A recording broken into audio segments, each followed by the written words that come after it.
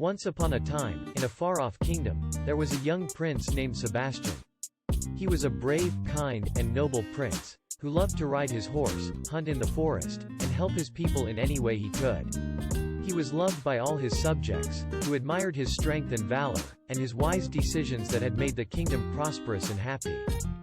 One day, while Sebastian was out in the forest, hunting with his faithful hound, he stumbled upon a strange creature. It was a tiny, delicate creature with wings that shimmered like diamonds, and it glowed in the sunlight. The creature was frightened, and it looked like it had been hurt, so Sebastian approached it slowly, trying not to scare it away. "Please, do not be afraid," said Sebastian, holding out his hand. "I won't hurt you. What are you doing here?" The creature looked at him with big, tearful eyes, and said, "I am a fairy, and I have lost my way. I was flying to the Queen of the Fairies to ask for her help, but I got lost in the forest. I am afraid I will never find my way back." Sebastian felt sorry for the little creature and decided to help her. "Don't worry," he said. "I will help you find your way back to the Queen of the Fairies. I promise." The fairy smiled gratefully, and together they set off through the forest, with Sebastian leading the way. They walked for hours, and the sun began to set. They were tired and hungry, but they didn't give up. Suddenly, they saw a faint light in the distance, and as they got closer, they realized that it was coming from a beautiful castle. "Look," said the fairy, pointing. "That is the Queen's castle. We have found our way." Sebastian was amazed. He had never seen such a magnificent castle before. It was made of the finest marble and adorned with precious gems and gold. The castle was surrounded by lush gardens, and the air was filled with the sweet scent of flowers. As they approached the castle, the fairy suddenly became very nervous. "I am afraid," she said.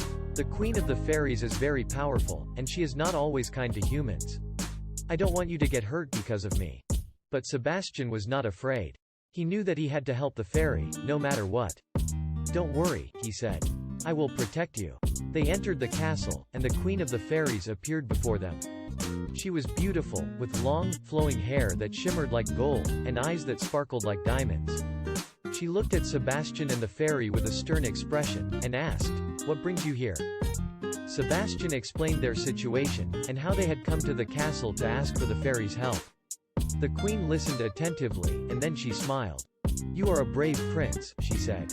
"Not many humans are willing to risk their lives for a fairy. But you have proven yourself worthy. I will grant your wish, and help the fairy." Sebastian was overjoyed. He had never felt so happy in his life. The Queen of the Fairies helped the fairy, and Sebastian thanked her with all his heart. As they left the castle, the fairy turned to Sebastian and said, "Thank you for helping me. You are the bravest prince I have ever met." Sebastian smiled, feeling proud and happy. He had made a new friend, and he had proven that he was a true hero. From that day on, he continued to help those in need, and his fame as a hero spread throughout the kingdom. The people loved him even more, and they admired him for his kindness and bravery. Years passed, and Sebastian grew older. He ruled the kingdom with wisdom and justice, and his people prospered. One day, he met a beautiful princess from a neighboring kingdom, and they fell in love. They got married in a grand ceremony, and the kingdom rejoiced. Sebastian and the princess lived happily ever after, and their love for each other never faded. They had many children, who grew up to be strong, kind, and wise, just like their father.